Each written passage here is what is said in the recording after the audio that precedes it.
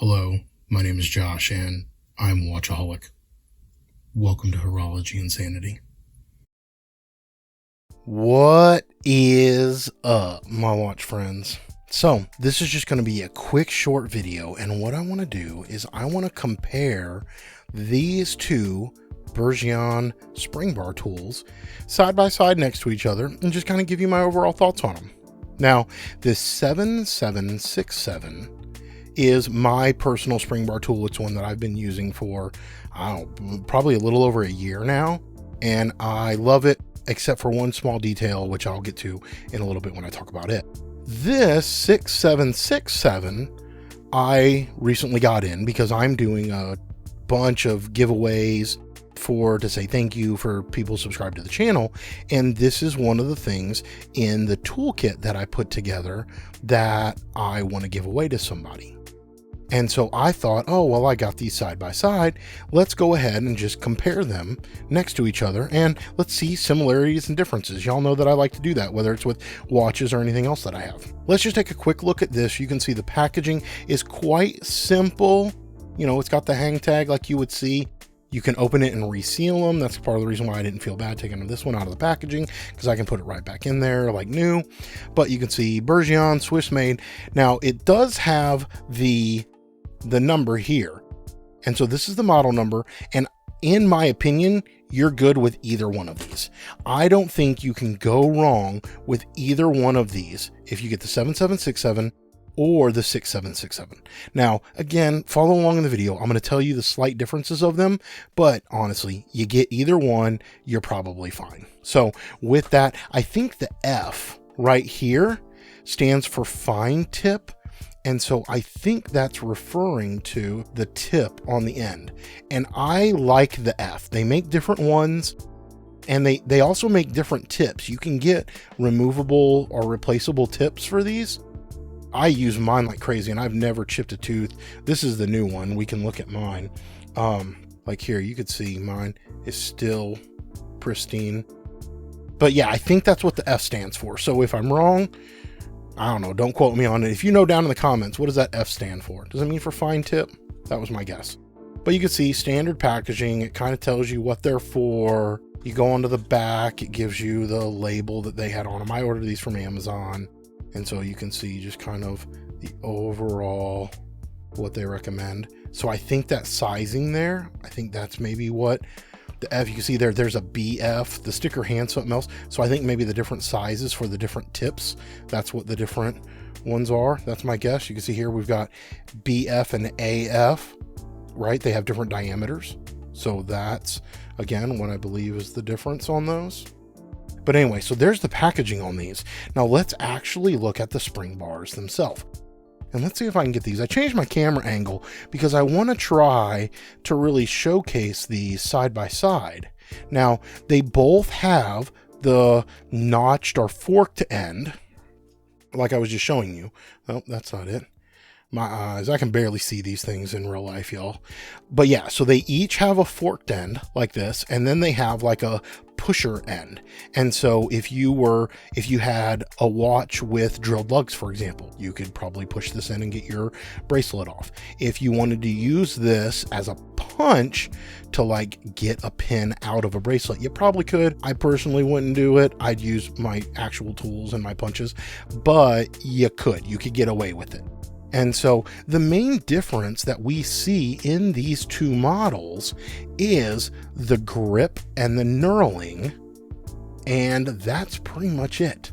Now, I will say, in my overall experience, the only thing that I don't like about this one, and I think it's just this particular one, I could probably get another one of these and it may not have this problem, but my tips, because these are replaceable, you can see that they spin around.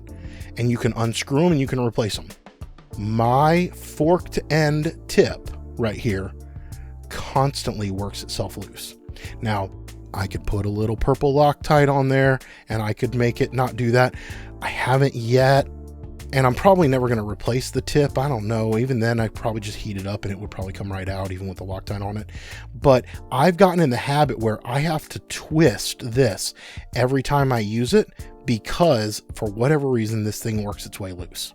Now, I don't know if anybody else has had that experience with Bergeon.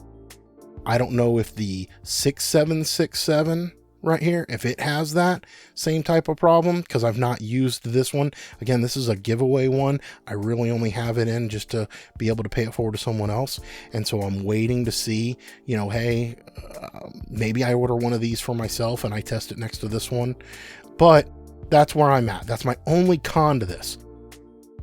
So I will say the only other noticeable difference that I can see is on this knurling right here. So you'll notice if I hold it up close, the knurling on this 7767 is larger and broader, and it's not as grippy. So the knurling on this is much more like you would expect, kind of got that sandpaper grit feel. You could see that it's much of a tighter pattern. And with that, this has a lot more grip to it than this one does. Now, in my hand, and I don't know what the actual dimensions of this are, this one feels a little bit thicker, and I like thicker. The older I get, the more I think arthritis builds up in my hands. I appreciate larger tools. I just do. And so I don't know if it's actually thicker or not. Well, let's get the caliber out and measure it. Let's not take anything for granted. All right. So this one here, 7.2. This one here, 7.8 or 9. So yes, it is actually thicker.